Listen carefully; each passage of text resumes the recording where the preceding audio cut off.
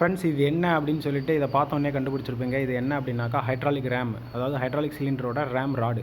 So இந்த ராடை காட்டுறேன். நான் இந்த ராடை காட்டி என்ன சொல்கிறேன் அப்படின்னு பாருங்கள்.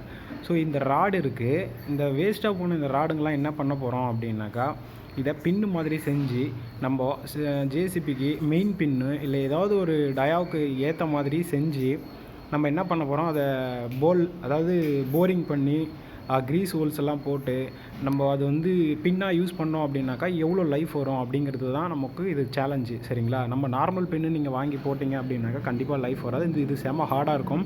இதை யூஸ் பண்ணி பாருங்கள். ஸோ இந்த மாதிரி லிங்க்கு, மெயின் பின்னு எல்லாத்தோட டயாவும் அளந்துக்குங்க. அந்த டயாவை எடுத்துகிட்டு போயிட்டு என்ன பண்ணுறீங்க, இல்லைனா பின்னே சாம்பிளுக்கு எடுத்துகிட்டு போயிட்டு அந்த ராடையும் எடுத்துகிட்டு போங்க. ஸோ இது மாதிரி எல்லாத்துக்குமே லோடரு, அதேபோல் கிங் போஸ்ட்டுக்கு, அதேபோல் பூம் மெயின் பின்னு, இது எல்லாத்துக்குமே என்ன பண்ணலாம், நம்ம போட்டுக்கலாம். ஒன்றும் பிரச்சனை கிடையாது. ஸோ அங்கே மேலே இருக்கிற சென்டர் மெயின் பின்னு, ஸோ அந்த பெயின் பின்னு, பக்கெட்டு, நோஸ் எண்டு பின்னு, இது எல்லாத்தையுமே நீங்கள் யூஸ் பண்ண முடியும்.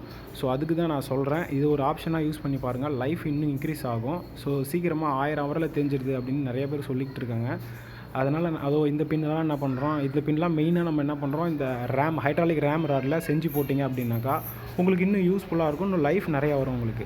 நான் சொல்கிறது புரியுதுங்களா? இந்த ப்ரீ20 கூட பார்த்திங்கன்னா எல்லாமே இப்போ கிங் போஸ்ட்டில் பார்த்திங்கன்னா பிளேட்டு கொடுத்துருக்கிறதுனால ஈஸியாக நம்ம என்ன பண்ணுது, அந்த இடத்துல ரிமூவ் பண்ணிட்டு காலரை புதுசாக போட்டுக்கலாம். அப்போ இது எல்லாருக்கும் தெரியப்படுத்துங்க. அப்படி பிடிச்சிருந்தனா லைக் பண்ணி